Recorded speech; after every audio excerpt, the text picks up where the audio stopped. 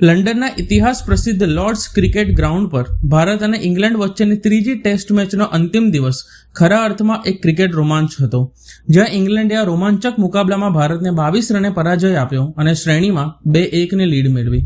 છેલ્લા દિવસે ભારતને જીતવા માટે 193 રનની જરૂર હતી, પણ ભારતીય ટીમ બેટિંગ લાઇન સરવાળે માત્ર 170 રન જ બનાવી શકી.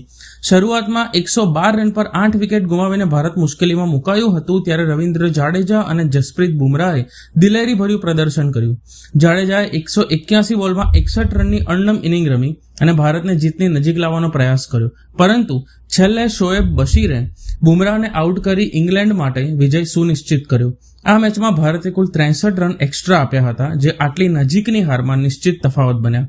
ઇંગ્લેન્ડ માટે બેન સ્ટોક્સે 5 વિકેટ લઈને ક્રિકેટ ચાહકોને યાદગાર પ્રદર્શન આપ્યું અને જોફ્રા આર્ચર તથા બશીરે પણ મહત્વપૂર્ણ ભૂમિકા ભજવી. આ જીતથી ઇંગ્લેન્ડ શ્રેણીમાં 2-1થી આગળ છે અને હવે ચોથી ટેસ્ટ 23 જુલાઈથી ઓલ્ડ ટ્રાફર્ડમાં રમાશે, જ્યાં ભારત માટે શ્રેણી બચાવવાનો અંતિમ મોકો હશે. આ હાર ચોક્કસ નિરાશાજનક છે, પણ જાડેજાની લડત અને બુમરાહની હિંમત તેમજ આખી ટીમનો અંતિમ શ્વાસ સુધીનો સંઘર્ષ દરેક ભારતીયના દિલમાં ગર્વ જગાવે છે.